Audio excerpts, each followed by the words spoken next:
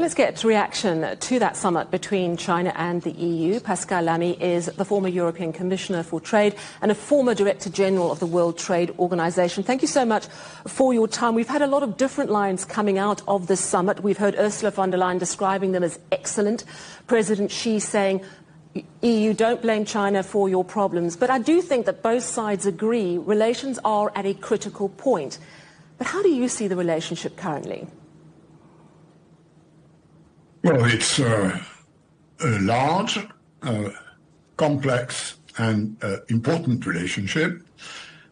If we take a snapshot of today's issues between EU and China, there are basically two areas where we disagree and two areas where we agree. The two areas where EU and China disagree is first Ukraine, because China is siding with Russia, who's attacking Ukraine, and we are helping to defend Ukraine for a variety of reasons, most of them having to do with the fact that countries are sovereign and should not be invaded.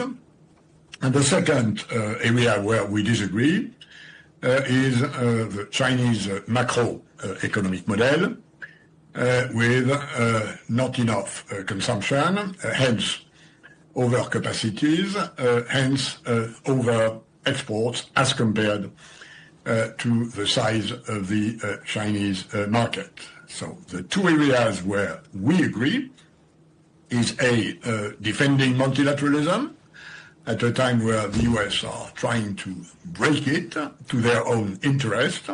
And on this, we clearly are on the same side as China to defend a multilateral rules-based order.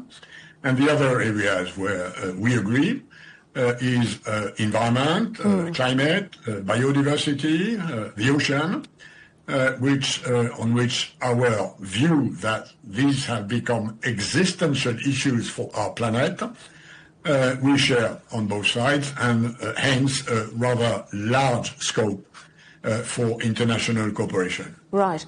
Both sides have in the past appealed to the World Trade Organization to resolve trade disputes. Is the WTO currently equipped to manage this friction, or are reforms required? Yes, the WTO remains equipped to deal with disputes between members of the WTO, others than the US. So if this is an EU-China issue, there is a dispute settlement system which can deal with these disputes and adjudicate them and decide who's right and who's wrong. Of course, for the moment, the US basically have stepped out of the WTO, not formally, but in reality, and they have clogged the old dispute settlement system, part of which they were, in such a fashion that they cannot be found guilty because the due process cannot go to its term. But if it's about EU and China, or EU and many other countries, or China and many other countries, we have a well-functioning dispute settlement system. I have to ask you about the competition that is clear between China and the EU, and I think that's probably part of the friction between the two. But could that perhaps be turned into a strength, cooperation between these two massive markets, rather than competition and friction? Is there a way to achieve that? I mean, in a way, yes, there are solutions, and your previous interlocutor was discussing how China can or could produce EVs in the EU. That can be a solution to this unfair competition issue, which for the moment we Europeans have with China.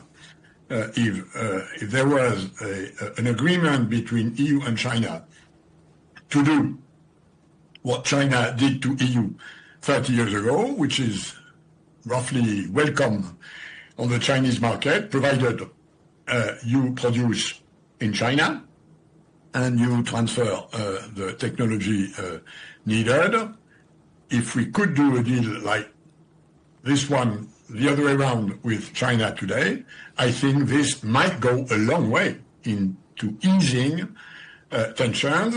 China would benefit from the technological leadership it has acquired for the last 15 years, and EU consumers and workers, provided, of course, these cars are built in Europe, would also benefit from a plus. So there are areas where we can do better.